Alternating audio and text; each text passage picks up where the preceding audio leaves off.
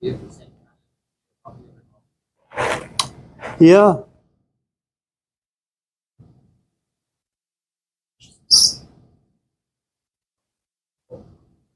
My physical life remains the same, but emotional life, I'm all over the place. I'm sorry?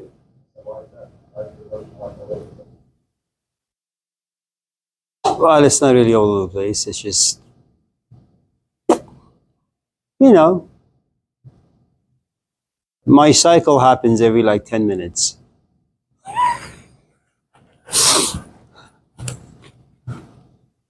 Yeah. Yeah, it starts and finishes and starts and finishes.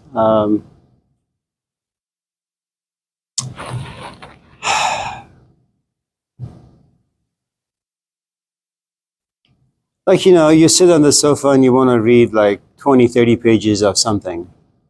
And you get to the first line and it's something that puzzles you. You throw the book down in frustration, you go for a long walk to try to figure out what exactly does this like 5 words in this sentence actually mean. And it just ruins everything about your day. That's what I mean by, mood swings.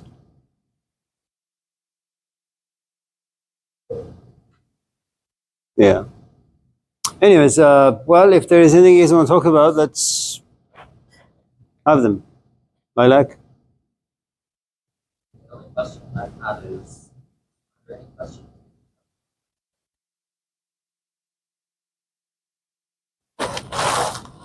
I wouldn't know. Uh,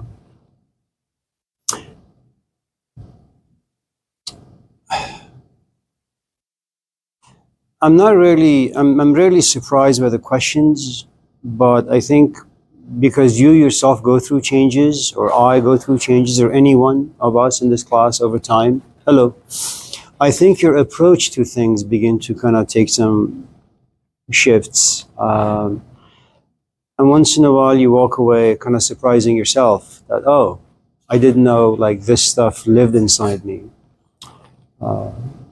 There was a guy, and you'll have him on your modules one of these days. His name is Michael Segru. He used to teach in Florida, Ave Maria School. Really, really good.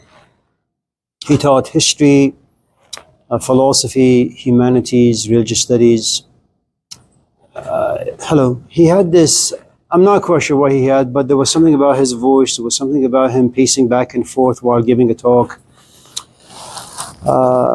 When I heard that he had stage 4 cancer, he passed away just a couple of years ago. I had emailed him, and he said the most interesting thing about teaching in the classroom, and I think it's just about all of us just living life, that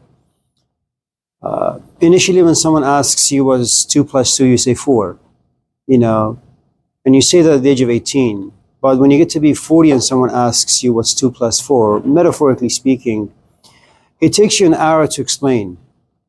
But it took about 30 years for you to kind of get that rich perspective. I think that's the only surprising thing.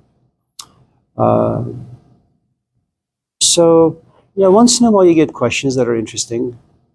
But if you've been in any profession, it doesn't matter what it is, for 20, 30, 40 years, for the most part, it becomes groundhog. That you kind of know the beginnings, you know the middle, you know the ending. And as long as you can kind of predict how things are going to go, you begin to lose some passion for it. It ceases to be as interesting.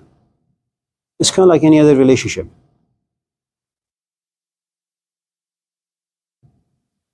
So,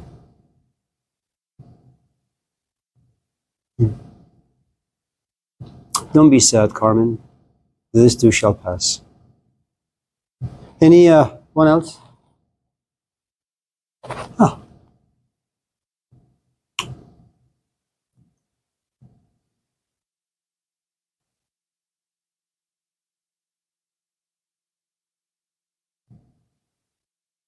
Anton, you have no questions about children? Sure. So I read the quote that you used to substantiate about having children not being How what? I read the Rumi poem that you talked about in class. It's like very, very beautiful poem. I was wondering if you could further explain how that poem or the message of that poem used to substantiate your point of bringing children into the world not being active in that life is like a tornado or something. First, I've forgotten the poem. I'm not quite sure what the poem was. Well, the chicken, like, story. Oh, the chicken story. Animal, Yeah. and fighting the house. I don't think that was related to children, but I suppose maybe we can make it related.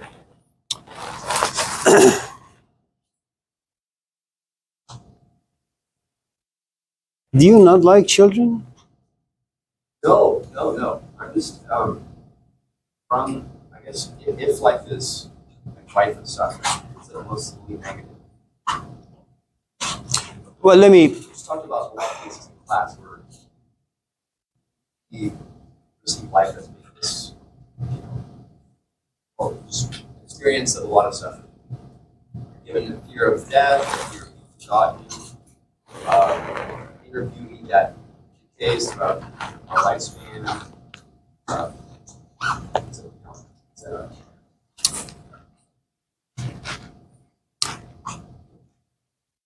You don't wake up in the morning saying to yourself that today I'm going to suffer. I just don't know how much.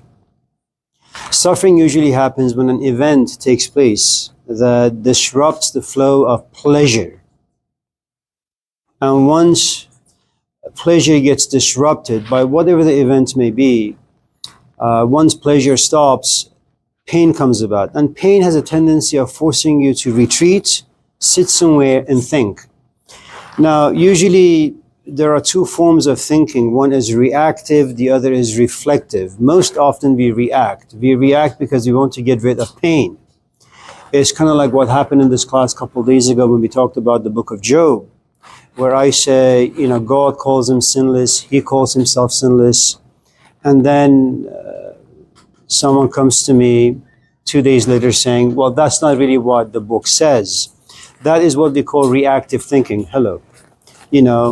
That instead of coming to me 10 minutes later and telling me that that's not what the book says, well, why don't you take some time, go home, read the book, think about what the book is saying, and then come back to me after a couple of days and talk to me. So rarely do any of us, engage in reflective thinking. So, and there's good reasons for it. We like our biases and prejudices. They are something that we're familiar with. It keeps us safe and secure in our position, whatever that position may be. Reflection is something different. Reflection is, let's say you and I are in a relationship. I'm no longer a young man, but I don't think about my age. All I realize is I don't want to be lonely, so I go to coffee shops. One day I'm with Lilac, next day I'm with you. And at a certain point I say, okay, Antoine left me, or I want to leave Antoine. Why do I keep getting into relationships? Now I sit back, and if you have ever GPSed yourself to any location, what you realize is it gives you step by step which direction you need to go, left, right, straight, how many miles, all that stuff. Reflection means you sit somewhere and you look at all the steps that you have to take to create a relationship, and what happens when you are in one, and what happens when time gets involved in the relationship, and what happens when you get bored. How does boredom come about? And that takes a long time, and you have to have a lot of care about yourself. Are you interested in this stuff? The idea of walking away from a relationship and getting yourself into another one, that's something that prostitutes do all the time, and I'm no different than them, right? But so the first thing you need to understand is you don't wake up in the morning saying, how much am I going to suffer? That's not the way things go. Okay. So the idea of reflection happens only, the idea of suffering happens only when an event walks into your life that creates pain but not pleasure. Is it true that if you grow a thick skin, eventually you say, you know what, I rather, as Attar would say, dard bar man ریز و درمانم مکن چون که درد تو ز درمان خوشتر است. That I realize that when you and I have a fight in a relationship and you slam the door shut and you walk away, I sit in my room and I write poetry.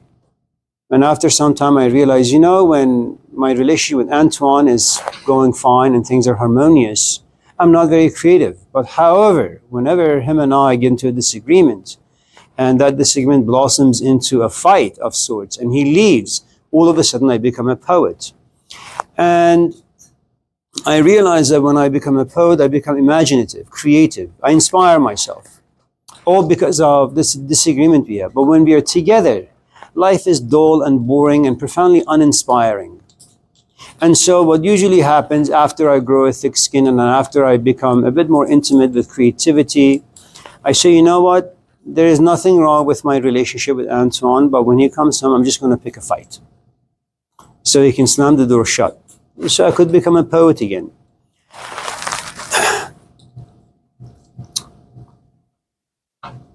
One of the problems that you will encounter with people who argue that life is suffering, consider my position in life versus yours.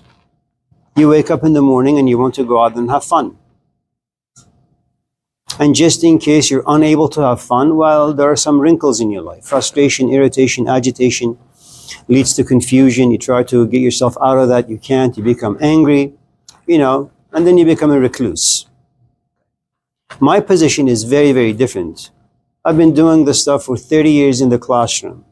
But prior to the classroom, I had a teacher who for about 10, 15 years just made me feel bad about everything. And then I was also born in Iran. Iran has a very dark philosophy of life. It's because it's been around for a long time. And if you've been around for a long time, like any person who's like in their 80s or 90s, your knees ache, your back aches, you forget things quickly. Every aspect of your body, emotions, everything just is suffering. So your perspective is going to be a bit more dark and gloomy. I can come to class and talk about pain and suffering and how miserable life is. I get paid for it. I have the attention of 40, 50 people. I go to my office and I write about this stuff. I have 4,000 years of poetry waiting for me in my office. I have Rumi, Hafiz, all these people. And I read and speak the language fluently. So suffering, I actually quite enjoy.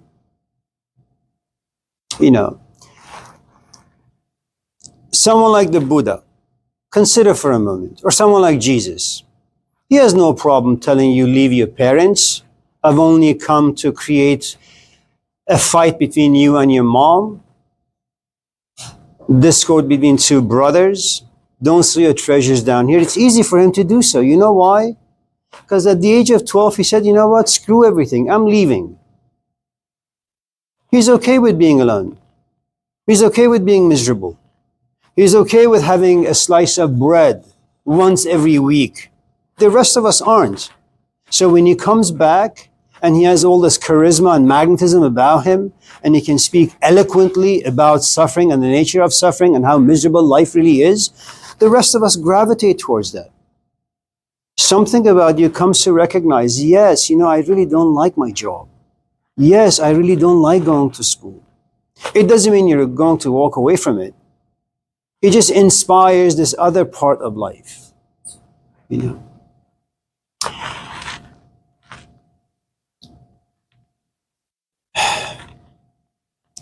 We've talked about this many, many times, but let me do so again, and then we can kind of quickly close the chapter, hopefully, for the rest of the semester about children.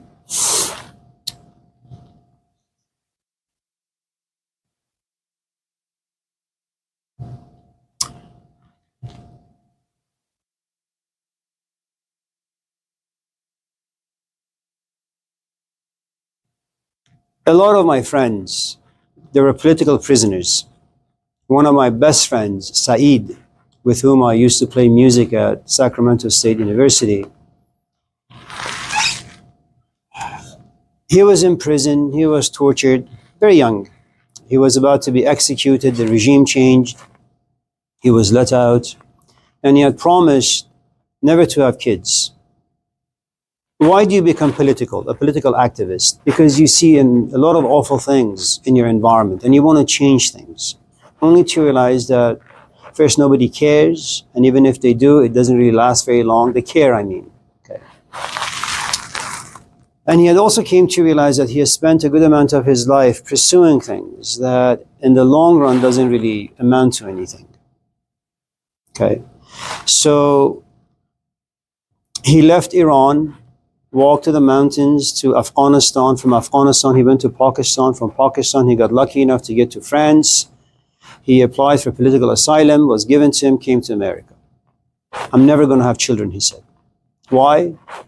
Look at life. It's a mess everywhere. But you're talking about a man who was a political activist. And why do you again become one? Because you see a lot of things around you.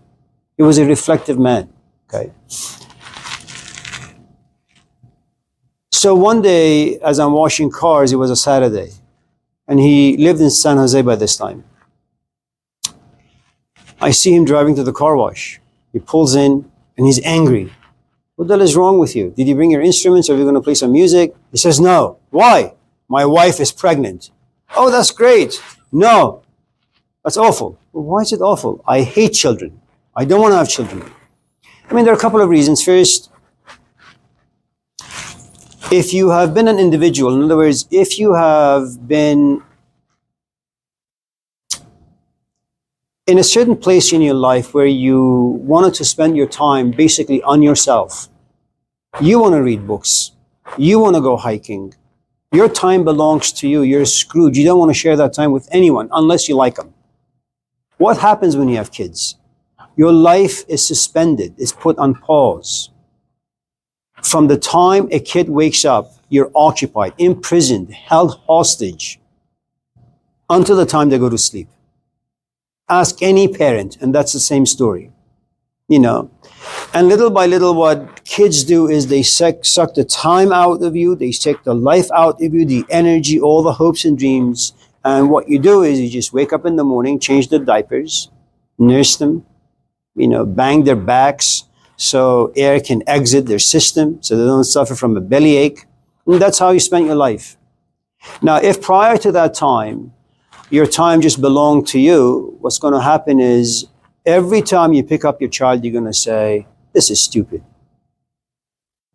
I have no idea how this kid's future is going to be. I mean, you guys have no idea what you put your parents through. And you don't even amount to anything. I mean, you suffer from all sorts of crazy things. Right? And eventually the parents, it's not that they don't care, they do care, but they give up.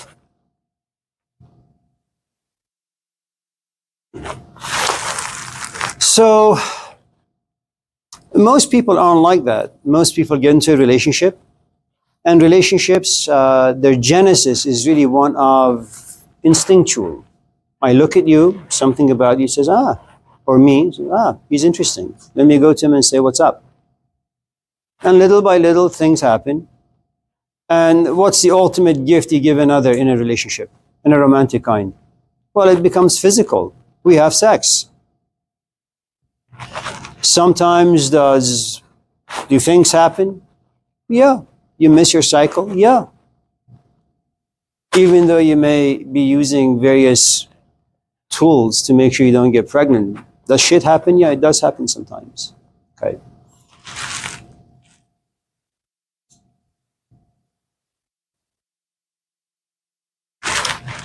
There is something about women that desires children. There is something about men that's really frightened to walk into a committed relationship, stay in a committed relationship, you know. But what usually happens when you have children or you want to have children is that you're consumed by fantasies. Lots of fantasies. I don't know if you've ever bought a car or you ever purchased anything that had some value for you, right? What you realize is that before you actually buy it and before it actually comes to you from Amazon You sit back and you have imaginations. I'm going to take my bike to the woods. I'm going to do this. I'm going to picnic there. And the bike comes. You realize, well, today you're not in the mood.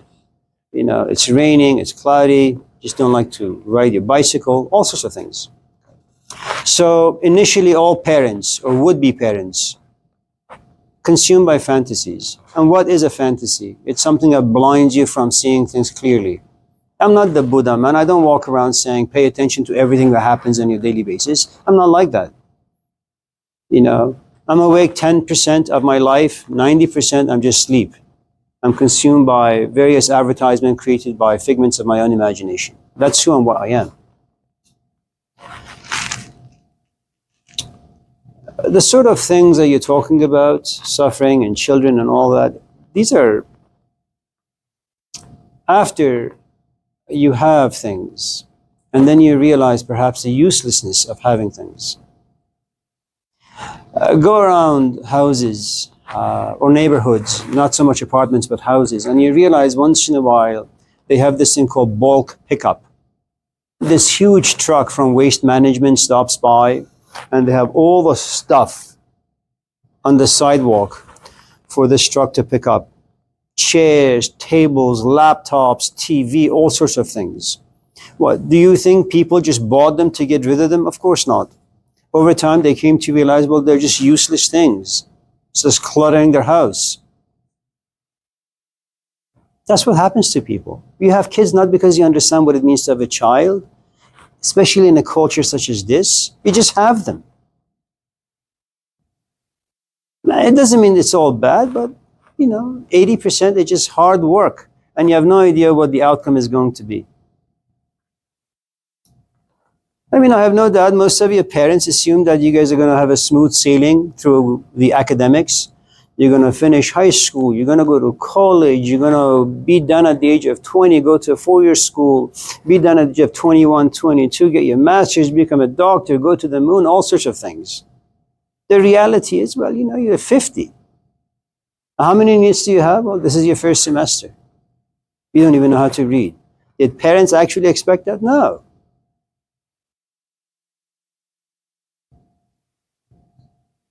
Are you single? I'm in a relationship. See? Observe your own relationship, how it began, the hopes and the dreams that were in it. And now, I don't know how long you've been in one, but if you've been in a long-term relationship, 5, 6, 7 months, it is groundhog. You do the same thing over and over and over again. Do you once in a while think, late at night, maybe you should just pack your stuff and leave? Of course, all of us do. Do you have sometimes disagreements that inspire you leaving? At least hints of leaving? Yeah. Do you doubt your future with this person? Yeah, all of us do. What keeps you? Well, the emotional history you've created, hopes that, yeah, when this person comes home, we're going to sit together, have a glass of wine, and talk about our issues, and hopefully resolve them. Hope. That's the driving force.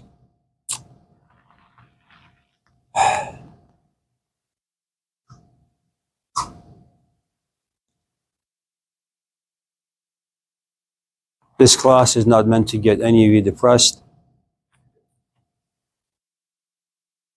Sure. So it seems like a lot of the reasons why people have kids is born out of reactive. No. You like sex. Okay, but is that justified? Yes. Should we use reflective? Do you never eat because you're bored?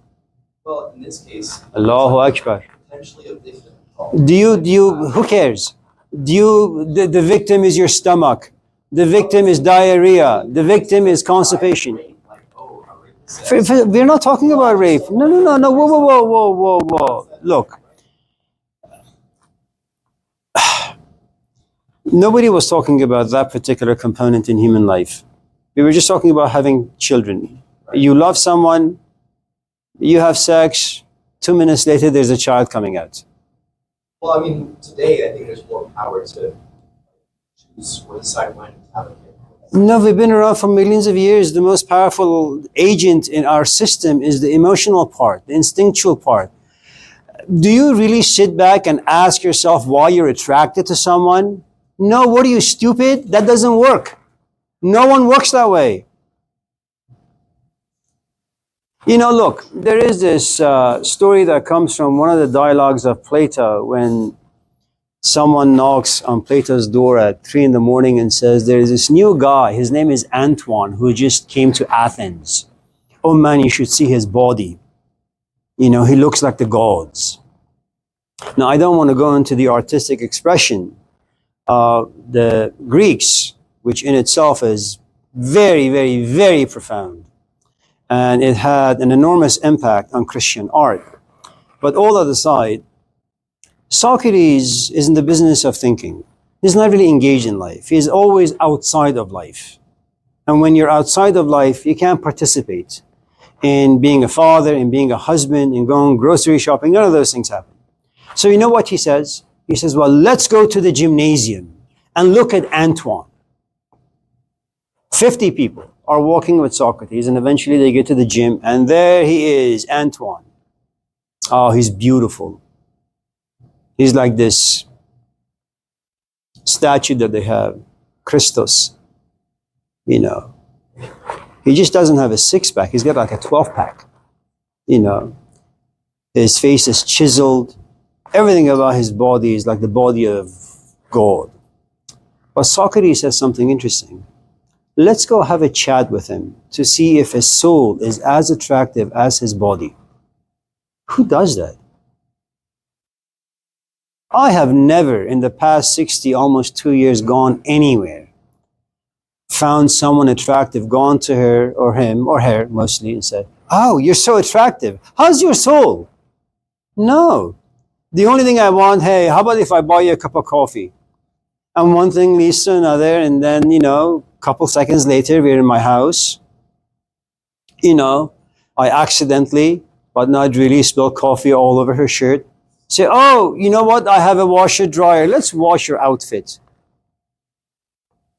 And she says, oh, you're like Jesus Christ, so kind and compassionate and generous. You're willing to waste energy on, yeah, I have a washer dryer. There she is, you know, naked on my bed. Say, are you cold? I'm freezing. Well, would you like a blanket or would you like me to lay next to you?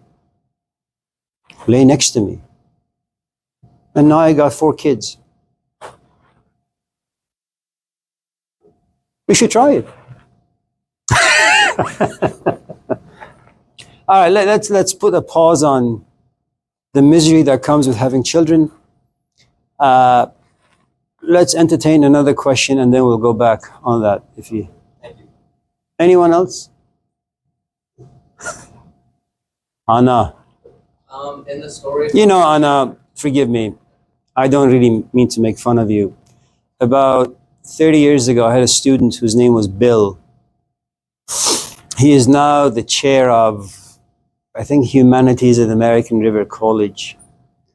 But he wasn't the sort of a chap that he is today. I remember one day he comes to my class holding a woman's hand, a young woman's hand. Her name was Anne.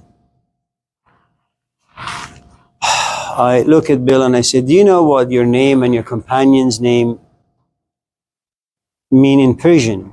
He says, no, but I'm really, really interested. I said, well, Bill in Persian means shovel. Anne in Persian means shit. Consider a man and a woman holding hands. One is a shovel, the other is a shit. What is Anna? I don't know what Anna means, but Anne means, you know. Yeah, go ahead. Well, in the story from last class, so Which was? well, Lilac went to go like train with Socrates or whatever, and had to, I don't know, clean the kitchen, make food for a couple years, and then I went to see Beyonce or Kanye West or whoever, and then so what happened? What happened to me? Did I enjoy the concert? Or like, The Beyonce concert. Yeah, you enjoyed it. I mean, you're really no longer in the story. You're irrelevant.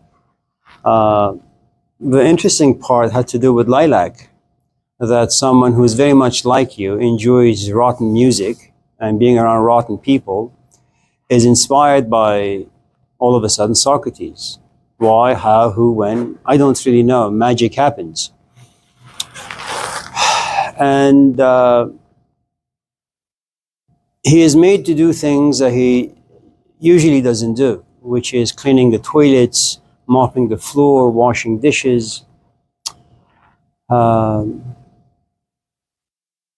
making tea, then making food, and eventually being allowed to enter the lecture hall, but sitting way, way, way in the back.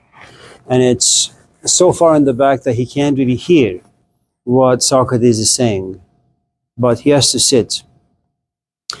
And little by little, as the weeks or months or years go by, he's allowed to come closer to where Socrates is sitting, and eventually he's right front and center. There comes a point where, and the entire really story is, if you have read, I think it's the Gospel of Matthew, if I'm not mistaken, or one of those Gospels where there's a blind man outside of the temple, and he says, you know, I was born blind because of the sins of my parents. I hear that you're a miracle worker. Can you please give my vision or my sight back to me? So Jesus spits in his face. Not really, he just finds some dirt, spits on that, makes mud, covers his eyes with mud, and after a while looks at this blind man and says, go wash your face. He does. And so what happens is he opens his eyes and he sees like ropes. Then he sees trees, and then he sees people, and he's very excited.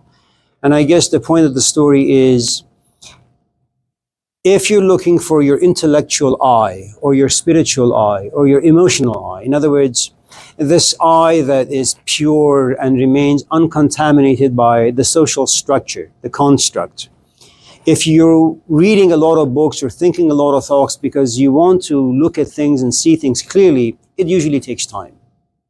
Eventually, whenever you're pursuing anything to become good at, you're really on shaky grounds. But if you're at it, if you keep practicing and practicing and practicing and not giving up, eventually clarity will come to you. So the story has to do with, just because you like someone, okay, that's not enough to form a long-lasting relationship. You have to kind of pay your dues. And the way you do is, first of all, it's a very gradual process, which means that as a student, you have to exercise an enormous amount of patience.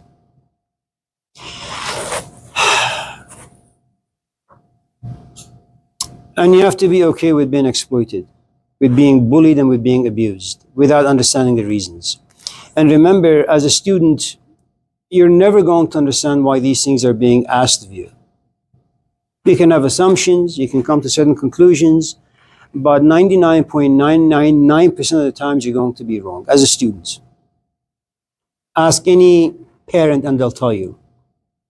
You know, when a mother or a father looks at a kid and says, sit and do your homework, what the kid doesn't understand is 10 years from now, math is going to be important. 5 years from now, when you hit 40, you realize that working at In-N-Out is no longer sufficient to sustain a life. Okay? So whenever you're a novice in anything, and you find someone who's a bit more proficient than you are, the only thing you can do, if you're in the right place in life, is to say, yes, okay. It's what the Danish philosopher Søren Kierkegaard would say, leap of faith. It's what we do on a daily basis. You know, you wake up in the morning, you take a shower, and something about you says, no, I'm still going to remain alive. I'm not going to pass out in the shower. You know, that you cross the street. And you have this faith that a car is not going to run over you. You come to this class, the door is unlocked, and you have this faith that no one's going to come into this room with a weapon of sorts. You're safe. We do this all the time, okay? So what you have is Socrates being the knower, the student, Lilac, being someone who's ignorant. And not ignorant in a belittling way. He just doesn't know the craft that Socrates practices. Okay. But nevertheless, he loves Socrates enough that he says okay to everything that he says.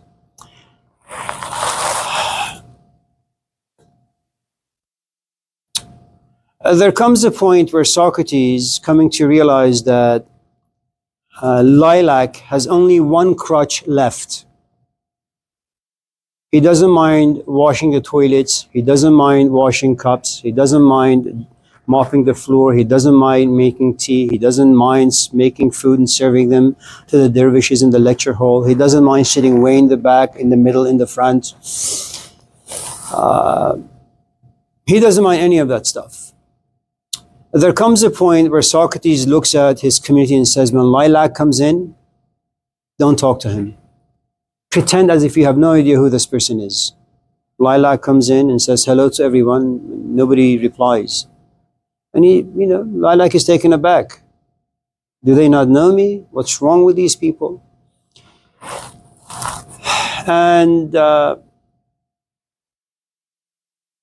Socrates is greedy. He wants Lilac all to himself. He doesn't want to share. Now that really is the true meaning of monogamy.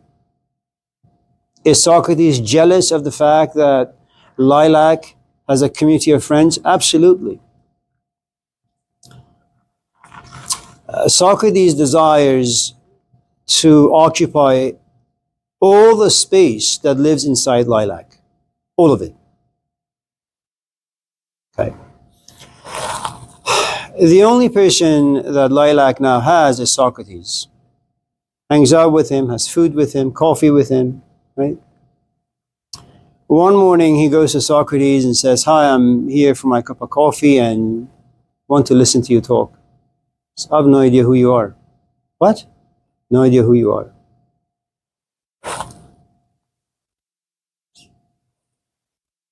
Lilac now feels abandoned, orphaned, betrayed. And what do you do when you're all alone? Well, a tradition in the Middle East is that when your entire life has collapsed, you go to the cemetery. Because even though on the outside you seem alive, on the inside, there is nothing alive about you. You have no hopes, you have no dreams. The only hope and dreams and love you really had was Socrates. He's gone now. You don't really care for the people that were once your friends. You don't really care about who and what you are. Who and what you are really is Socrates. You want to be around Socrates. And if this is a little too difficult for some of you in this class to grasp, just go back to the moments you were in love with someone, in a romantic kind. I mean, there are 8 billion people on this planet. You have lots of money in your pocket. You have a laptop. You can do all sorts of things. And yet this person isn't in your life right now. And you feel homeless. You feel restless. There is no refuge anywhere. Okay? And that's how Lilac feels. And Lilac goes to the cemetery. مرده ایم میروم بر روی خاک زنده گردان جانم ای جان بخش پاک. You know. And so out of exhaustion, he just passes out. And when he passes out, he has a dream. And the dream reveals certain things to him. But Socrates knew that this was going to happen. So Socrates and a few friends walk to the cemetery with lit lanterns, look at Lilac and says, I know you had a dream. I know who was in your dream. I know the messages given to you in the dream. You no longer need anyone. Now you can go live your life. I mean, I would say more, but I'm not really in the mood for that story anymore. Time has passed. So it's like a relationship gone bad.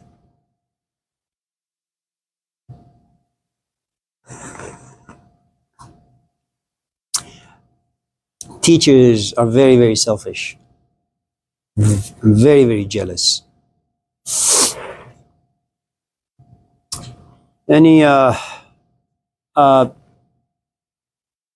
Marco. Yes. Yeah. Do you think the ability to listen is an essential quality? No. Teachers don't need to listen.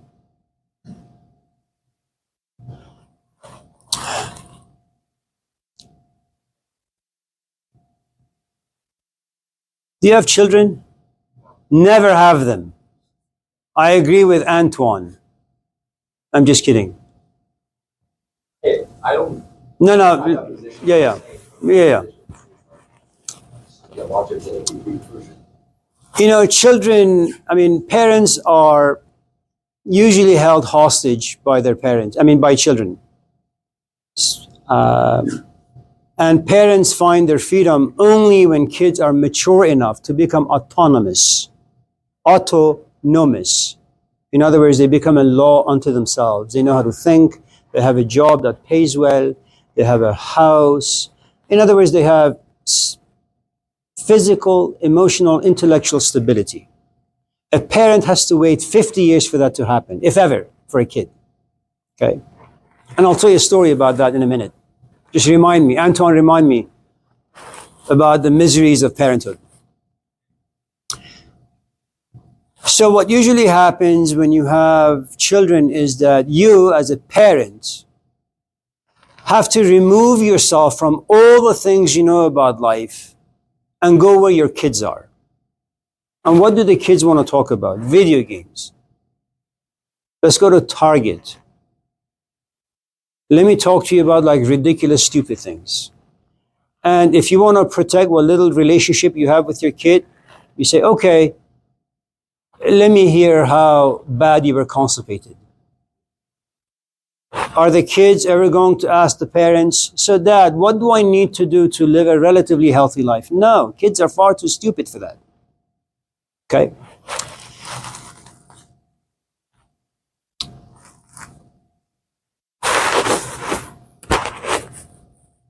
Let's make the scenario change it a little bit. And I'm going to create a story. Let's say I'm a teacher and you're the student. Okay? You're not my child. I have no reason and I have no interest in coming down from my life, entering your life, and listen to the shit that lives inside you. Why would I be interested? I don't care about you. I don't have a relationship with you. My only hope is that when you come to my office, you're able to keep your mouth shut or ask questions about the things we talked about. Which means the following. When you come to my office and you talk about the things I'm interested, it means you are transcending all the pleasures that an 18-year-old wants in his or her life. I don't care about your sex life. I don't care if you're studying biology. I don't care about your car breaking down. You need to come to where I am. And if you do that, I'll tell you what the benefits are. You're not going to study biology. You're going to study philosophy. And I'll tell you exactly what classes to take. You'll be done with your bachelor's by the time you're 21. You'll be done with your master's when you're 23. You'll have your PhD when you're 28.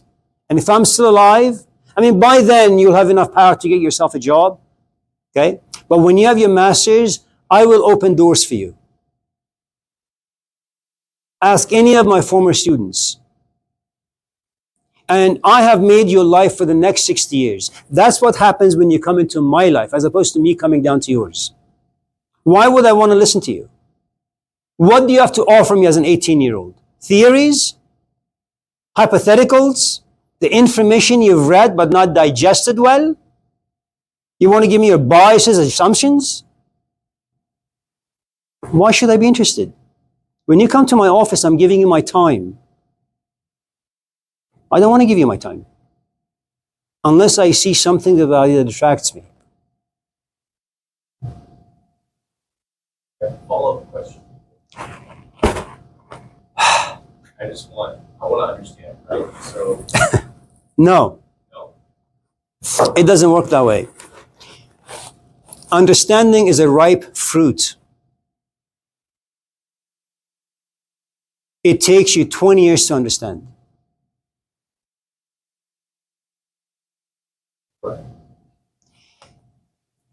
Go back to the example I gave about an alcoholic. I don't know if you talked about it in this class or another class.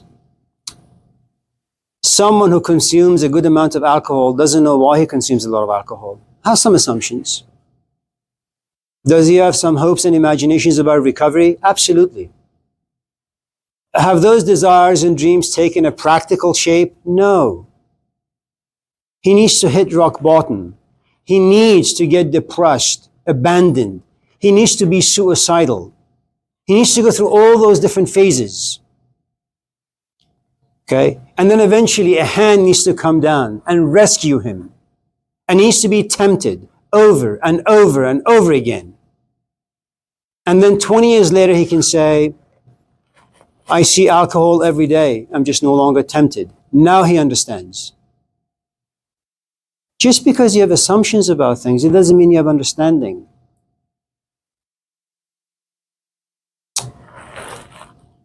Let me tell you a different story about understanding and how it comes about.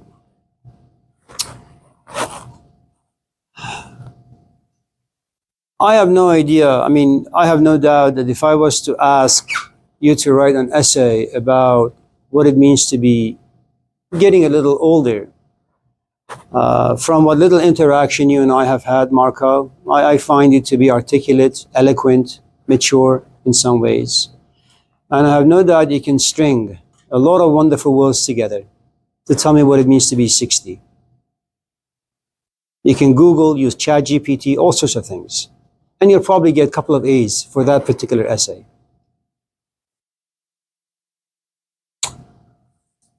But you're only 18. And just because you're able to write well, it doesn't mean you can understand what you're writing about. When I was your age, there was a coffee shop in San Francisco. It was called Luis's. It's no longer there. There was this, I forget her name, but she was 90 and she was still a waitress. But at any event, I remember one day walking into this coffee shop with my then girlfriend. And we were seated in a booth, and right across us was a couple. They were in their 80s. The man was reading a newspaper. The woman was just sitting. And I look at my companion and I say to her, I am never going to turn out like that. I'm always going to be having exciting, inspiring conversations. I don't want my relationship to be boring like that. You know, as a young hippie, you have lots of stupid things that you think about and come to conclusions. It took me about 40 years to come to realize that it takes a long time to be so comfortable to sit with your companion and read the newspaper and know deep within that she's okay with it. It's okay to be left alone. You're just here to have breakfast. You don't need to hold hands. You don't need to go to the back of your car and have sex all the time. You know, just be with someone without really being with them. It takes a long time to get there. And it's such a wonderful place to be. But did I understand that? No. The point I'm trying to make is real understanding comes only when you are touched. You have read the book of Job. When does Job come to understand? Except only at the end of the book. And what does God tell him? You puny maggots, human beings. All you do is complain. Complain, complain, complain, complain. Except you have no power over life. Shit happens. Instead of fighting that shit is all over you, just go home, take a shower. So,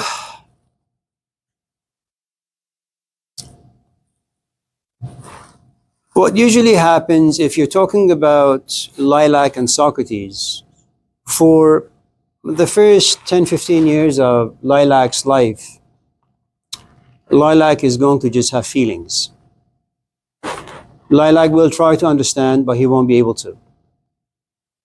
Socrates has meaning and experience behind language that Lilac doesn't have. Socrates has practical experience. Lilac doesn't have that. The only thing Lilac has is passion, and it's not enough to birth understanding. It's just passion.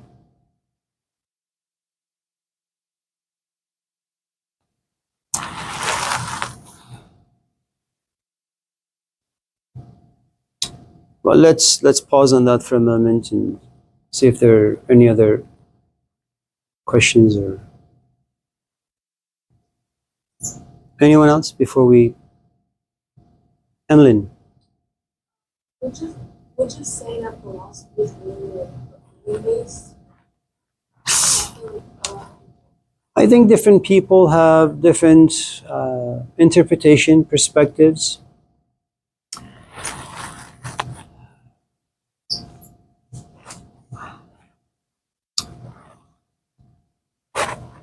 So, without making things too complicated,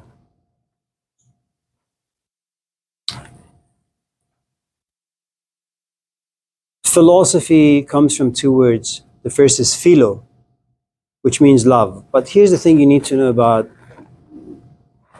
the way Greeks look at love. Some loves are founded on lust. Okay. Some loves are founded on your familial connections, your mom, your dad. Some loves are about friendships, but for the Greeks, you have different levels of friendships.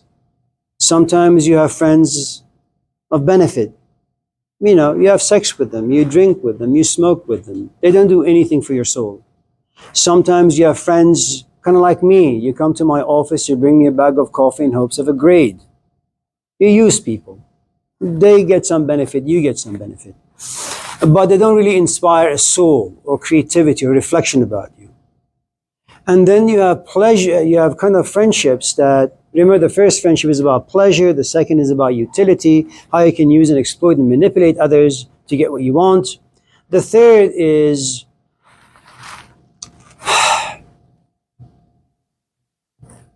the Greeks call agape, which means kind of like God or spirituality. But what you have are two unequal powers.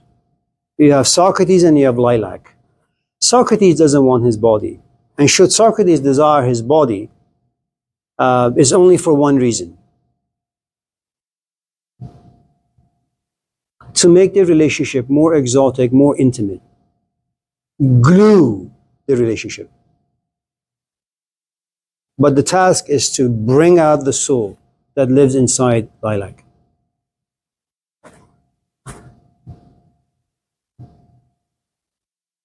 Okay.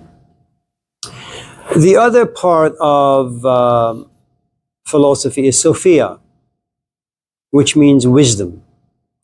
Now, there are a couple of things you need to also understand about wisdom. Information you can have. And when you have a lot of information, you sit somewhere and you piece them together. You don't need to write this stuff down. It's useless. You said to bring out the soul. Yeah. You don't have a soul. Someone needs to kind of create it and then bring it out. Yeah. You kind of tie that back to the philosophy. Yeah.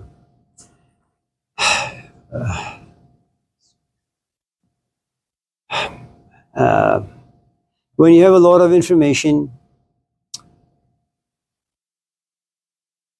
can I tell the story? Just to let you know how information works. The Gospel of Mark was written about 40 years to 6 years after the death of Jesus. I'm not even sure if Jesus actually existed, but nevertheless. We have no idea who Jesus was prior to the age of 30 in the Gospel of Mark. There is no mention of his childhood. It's a book filled with disciples who lacked the intelligence to understand him properly. The Gospel of Mark is considered the misunderstood gospel. The students don't understand him. And I can go on and on and on. I have a lot of information to give you about the Gospel of Mark, which makes me knowledgeable about the Gospel of Mark. But just because I am knowledgeable about the Gospel of Mark, it doesn't mean that I have the wisdom that lived inside Jesus. Do not mistake information with knowledge, and do not mistake knowledge with wisdom. A lot of people have a lot of knowledge about this and that. They just lack the wisdom. Now, the problem with wisdom is sometimes if you happen to be cheap-minded, you mistake knowledge with wisdom. The thing you need to understand about wisdom is it's beyond your senses. You can't go to Berkeley Library and check out a lot of books and hope that you'll become wise. It doesn't work that way. We don't know how it comes about. We don't know where you can go to find it. All the little information I have about the people who went in search of wisdom is, just to give you a few examples, Jesus just felt like a piece of shit. He left his parents. He left his tradition, his culture. He went somewhere. Where? I don't really know. For 18 long years, he left. And if you're really, really interested, if you're curious to know where he went, there is this book, the Urantia book, and many other books like it, that tell us about the 18 missing years. Went to Iran, Persia, went to India, went to Egypt. I wouldn't suggest you reading those books, but they're there. You have another guy who is just miserable, the Buddha. Despite having all sorts of power, he says, it's not working out for me. He goes into the woods. Muhammad. You're talking about 1500 years in the Middle East, tribal tradition. Without your tribe, you're nothing. Right? What does he do?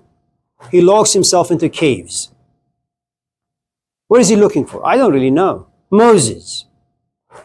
He's supposed to be the next Pharaoh, supposedly. What does he do when he comes to realize that he was given a fake identity?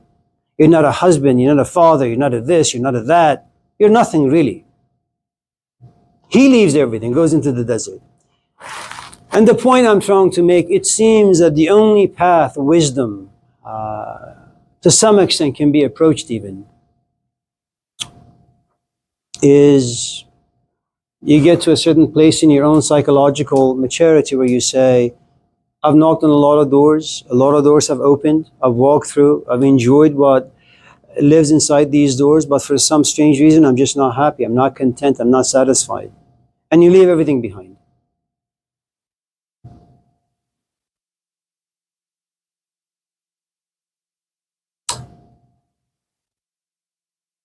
Do you understand what it means to leave things behind? Okay. Well, find someone who's good looking in your eyes in this classroom. Go out with them. Fall in love with them. Find a stupid man. And most men are.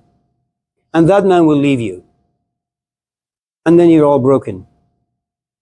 Are you going to be happy? No. What happens when you inject a good amount of, in fact, 99% of who and what you are, your passions and your dreams, into a relationship, and it doesn't pan out? Do you get depressed? Yeah. Will you become an alcoholic? Maybe. Will you think about suicide? Probably. Will you be digestible to yourself, to your family, to your friends? No. Nobody wants to be around you. You don't want to be around anyone. That's your desert life. And most people never come out. And if they do want to come out, they come out only for one reason. They have found ways to distract themselves.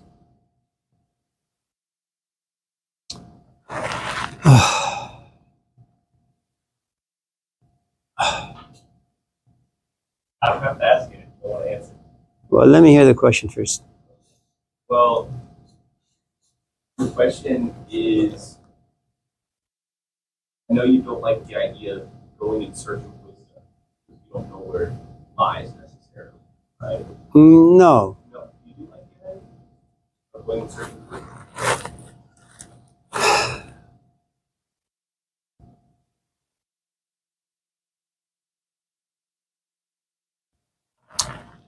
There are a couple of things.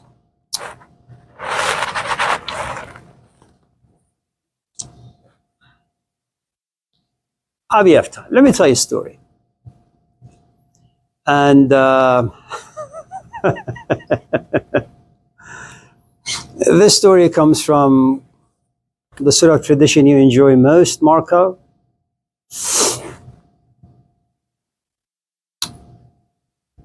I think it comes from the Gospel of Luke, or some forsaken gospel. It's about a farmer going out. He has a bag of seeds. I think he's going to a brothel. And this bag has a hole. The farmer doesn't know that it has a hole. As he's walking towards whatever destination he's moving towards, the seeds fall. Some seeds fall on concrete, some seeds fall on lumber, some seeds fall on hard ground, some seeds fall on good ground. And I'm sure you know the story, many of you in this class, but here's my take on the story. There are some people who are just like concrete. It doesn't matter how many times your parents tell you, don't smoke. You just don't hear. And if you hear, you don't listen. So eventually the parents just walk away. You're like concrete. What they're giving you is the seed of wisdom that will protect you. Protect your body, protect your future. But you're not at a place to receive their message, so they walk away. Some people are like lumber. In other words, they're very much like concrete. Some people are hard ground. You listen, you pay attention, but your biases, your prejudices, your beliefs are far too strong to allow this seed to go inside. Eventually it'll just decay. Some grounds are really, really, really good. They grab the seed and they pull it in. But there are vultures. You have other classes. You have a boyfriend. You have trauma. You have a history. You have a life to take care of. And even though you like to have the seed inside you, life is not going to let you. We call it distraction. Some people, for some strange reason, are the good ground, receive the seed, and trained.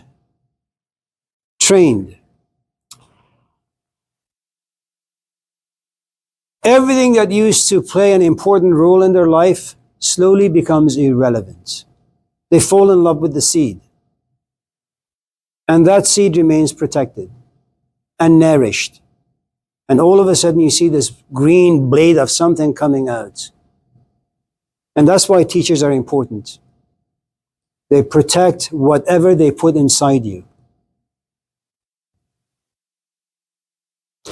My kids are not gifted. They like piano, they're just not gifted. I have to spend every night 5 hours of screaming for them to sit behind the piano and practice. Without my scream, which is a protective mechanism of their talent, they will never sit. They will never practice. My daughter especially, very, very creative and talented, but it takes a lot of screaming. She's not a Mozart.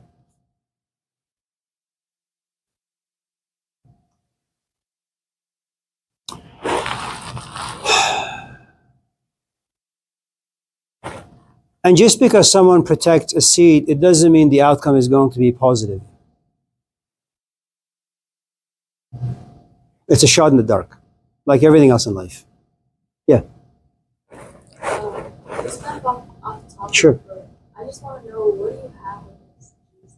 I feel like a lot of the people that you say. Well, America is a Puritan culture, at least it used to be. It's a culture where most people are familiar with the Christian tradition. What they know about the Hindu or the Buddhist tradition come from the yoga shops. You know, what they know about Islam comes from Fox News. the only tradition that happens to be dominant in the psyches of the Westerners, Christian. Now, here's a thing you need to know about, I suppose, my approach to Jesus. First, when I was 19, I became interested in this stuff. My teacher, he didn't give me the Quran, even though he was Muslim. He didn't give me the Bhagavad Gita or the Dhammapada of Buddhism. He said, these are the Gospels. I need you to memorize the 4 Gospels. Now, it's something I didn't know. Did I know I was going to be a teacher? Of course not. I mean, teaching in an academic sense. No. Did I know that one day I'm going to be teaching the New Testament class? No. But I loved him. He said, eat shit. I eat shit. That's what happens when you have a teacher. And then little by little, because I had to teach the New Testament classes, I had to do a good amount of research. And when you kind of become curious as to why is it that there are certain common threads in the life of the Buddha, Muhammad, Jesus, and this stuff, you become even more curious. And you have no choice if you want to understand something really, really well. If you want to understand, like me as your boyfriend, you have to understand my history. And once you realize you're devoting a good amount of your time to understanding the New Testament, well, you have no choice but to understand its history, how it came about. And so after a while, you come to realize we just don't have 4 Gospels. We have almost 40 Gospels. And the most exalted that came out in the year 2000, the Gospel of Judas. Beautiful book. And so when you begin to approach, and talk about Jesus, especially in a class filled with people who are of that tradition, some students feel offended. And they're offended because they just don't know anything, which is okay. I mean, having faith is good. You don't need to contaminate your faith by excessive information. It's not to your benefit. And you should walk away from the class feeling disgusted by the things I say to protect your faith.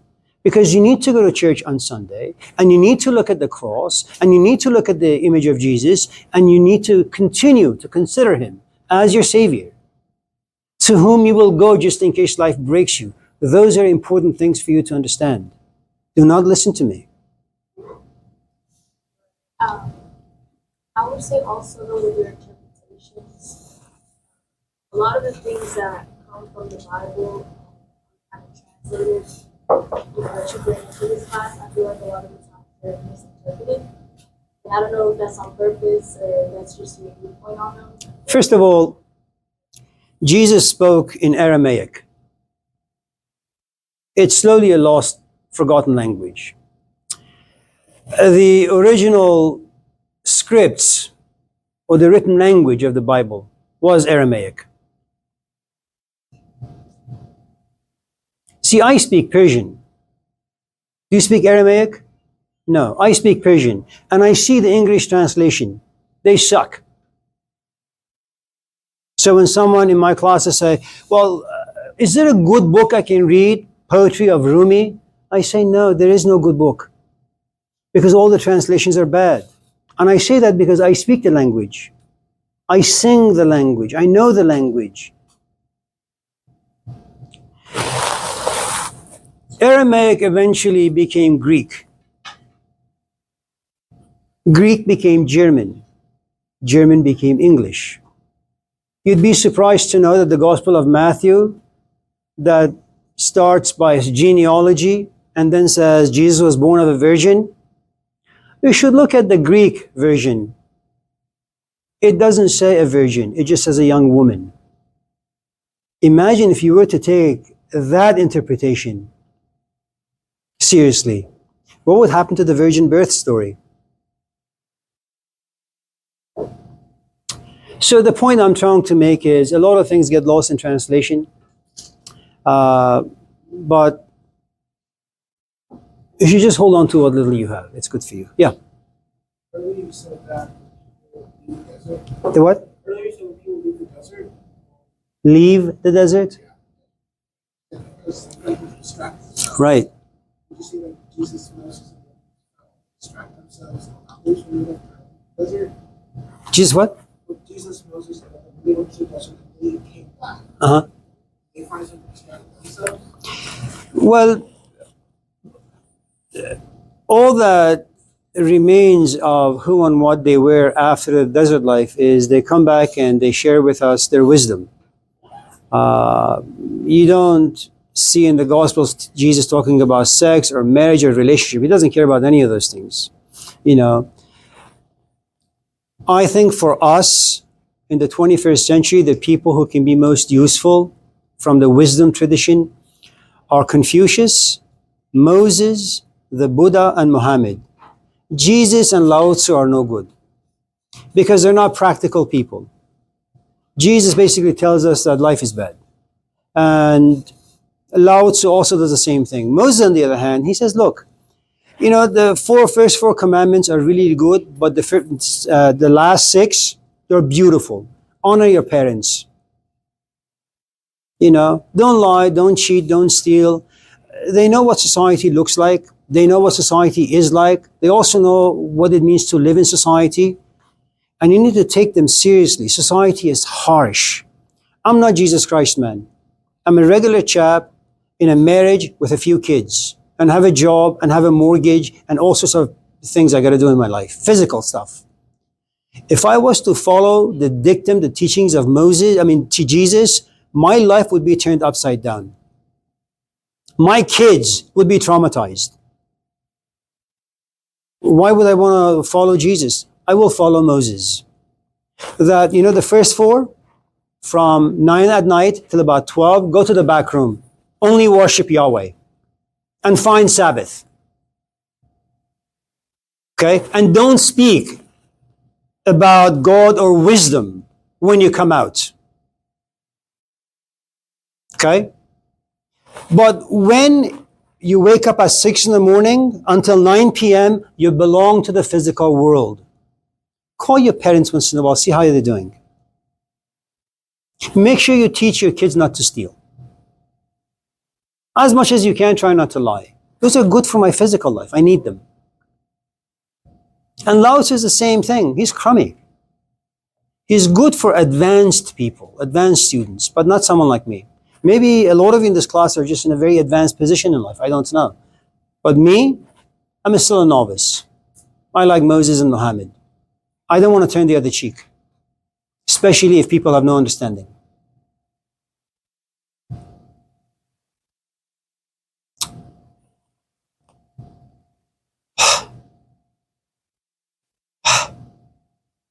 Do you have any other questions before we...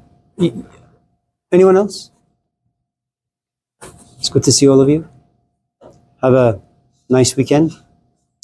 By the way, I know I told you not to email or those things. Should any of you ever desire to email me, it's okay, you can email me.